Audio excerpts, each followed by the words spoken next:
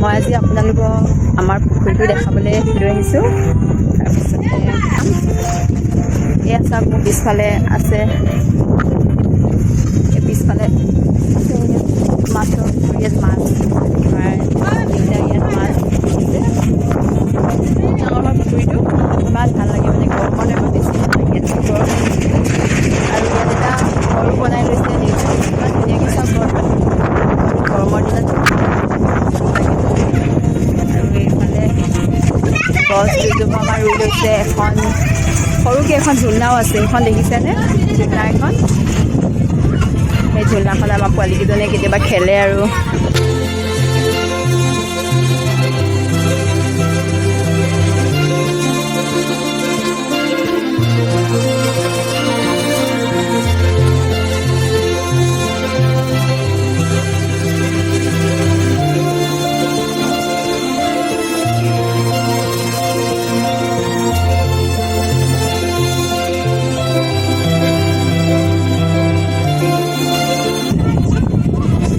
এতিয়া বাৰু অলপ ঠাণ্ডা, বেছি অলপ ঠাণ্ডা লাগিছে, কিন্তু গৰমৰ দিনত বহুত ভাল লাগে। আৰু ইয়াত এই ঘৰটো দেখিছে, পিছফালৰ এই ঘৰটোত মই দেখুৱাম ভিতৰত। এয়া আজি ভণ্টি এজনী আহিছে আমাৰ ঘৰলৈ, ইয়াতে ডিমৌত থাকে, ডিমৌত থকা আমাৰ মানে কি দাদা এজনৰ লগৰ হয়, দাদা লগৰো নহয়, দাদাজনৰ হ'বলগীয়া ৱাইফৰ মানে হেৰি হয়, ভতিজা হয়, হয় নাই? বহুত দীঘলীয়াকৈ চিনাকি দি দিছোঁ আপোনালোকৰ আগত। আৰু কি নামটো, তোমাৰ নামটো কোৱা? মোৰ নামটো হৈছে পৰিস্মিতা দলে, মই ব্লগ বনাওঁ, মোৰ ব্লগটোৰ নাম হৈছে পৰিস্মিতা দলে। আপোনালোকে মোৰ চেনেলটো লাইক কমেণ্ট শ্বেয়াৰ কৰি দিব, ছাবস্ক্ৰাইব কৰি দিব, আৰু বাজনীৰো কৰি দিব।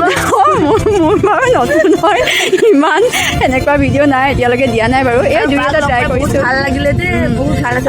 বহুত বহুত ধন্যবাদ দেই। তাৰপিছতে এইফালে চাব আহক আপোনালোকে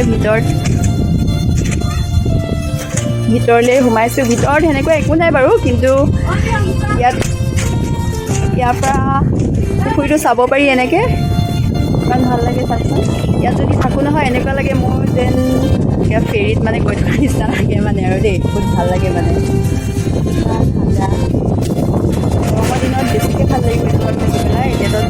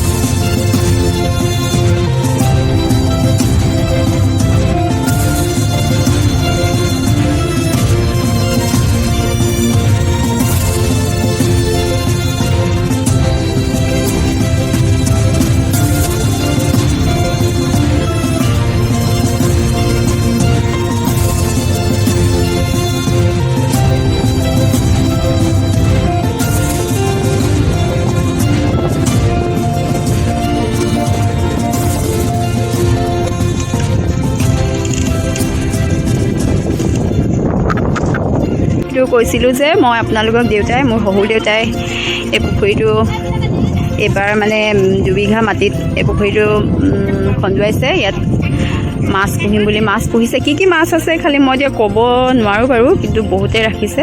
বহুত ডাঙৰ পুখুৰীটো, কাষতে ইয়াত ঘৰ এটা বনাই লৈছে, চাংঘৰ এটা, ইয়াত থাকিবলৈ বহুত ভাল লাগে। এতিয়া আমি আমাৰ এই পুখুৰীটোৰ পৰা আমি উভতিছোঁ আৰু ইয়াৰ পৰা এতিয়া আমি ঘৰলৈ বুলি গৈ আছোঁ। তাৰপিছতে এতিয়া আমি যাম মামা মানে মোৰ হাজবেণ্ডৰ লগৰ এজনৰ ঘৰত যাম। আৰু এয়া আমাৰ নেনা ভণ্টি আমাৰ বাগানৰ মাজলৈ সোমাইছে। তাই বোলে অলপ ফটোশ্বুট কৰিবলৈ ইচ্ছা গৈছে, মানে তাইক সোমোৱাই দিছে।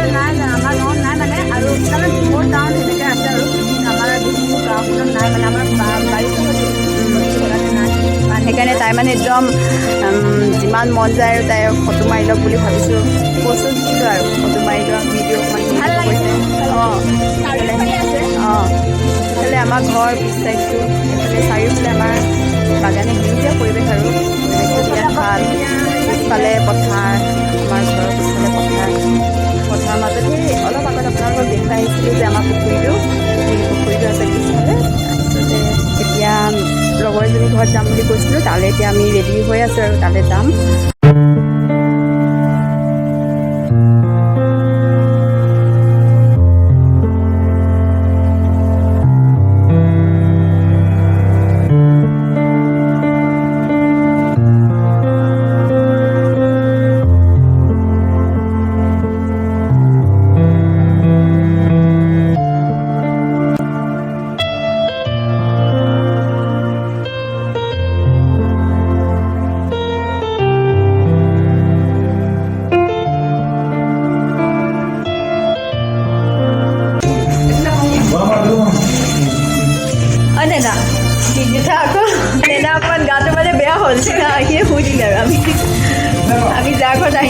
পাপৰিৰ লগত আহি পালোহি আমাৰ পাপৰি পোৱা এইবাৰ এবছৰে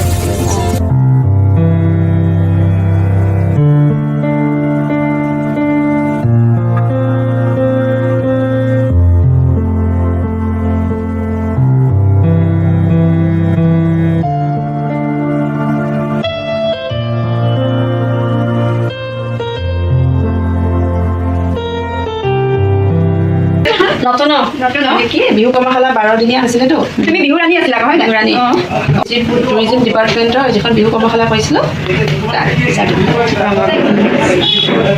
এবাৰ নতুনকৈ পোৱা এইবাৰ এবছৰে যোৱা বছৰ আছে ৰুমত আছে তুমি কৰিলা এবছৰ আপোনাৰ এইটো সম্ভৱ 2014 চনৰ বিহু ৰাণী আছিলোঁ 2014 আছিলা ন 2014 চনৰ লালু কেন্দ্ৰীয় বিহু ৰাণী লালু কেন্দ্ৰীয় লখিমপুৰত তেতিয়া দিয়া এইটো লখিমপুৰত আৰু ইয়াত প্ৰায়খিনি দাদাৰো আছে সৰহখিনি দাদা আছে মানে মোৰ ঘৰত আছে এইদিনা শৰাই এখন দুখন আছে এইবোৰ এইবোৰ আপোনাৰ পৰা এখন দুখনমান মোৰ আছে বাকী এইখিনি বছৰ দাদাৰ বিহু টিমটো দাদাৰ টিম আছে যে নেকি মোৰতো ঘৰত আছে চব নাই নাই মোৰ মোবাইলত এইটো দাদা দাদা ৰাইজৰ লগত দিয়া এইটো মোৰ এইটো আপোনাৰ যোৱা বছৰ এই হেৰি আছিলে যে বিহু কৰ্মশালা দেখি বাইদেউৰ লগত অকণমান চিনাকি কৰাই দিওঁ বাইদেউ আপোনাৰ নামটো কৈ দিয়ক নমস্কাৰ মোৰ নাম শ্ৰীমতী পাপৰি শইকীয়া দত্ত আপুনি কিমান চনৰ পৰা বিহু নাচ চলি আছে আপোনাৰ মই সৰুৰ পৰাই নাচিছিলোঁ মানে খুব সৰুৰ পৰাই নাচিছিলোঁ তাৰপৰা ক্লাছ 8 মানৰ পৰা আকৌ বিহু ষ্টপ দিলোঁ মেট্ৰিক দিয়ালৈকে মেট্ৰিক দিয়াৰ পিছত আকৌ 2007 চনৰ পৰা মই ষ্টাৰ্ট কৰিছোঁ 2014 চনলৈকে 2014 চনত বিয়া হ'ল বিহু সামৰিলোঁ তাৰপৰা বিয়াৰ পিছত আকৌ এতিয়া নতুনকৈ ষ্টাৰ্ট কৰিছোঁ বিহু প্ৰশিক্ষণৰ কাৰণে মোৰ এখন বিহু স্কুলো আছে মৰাণত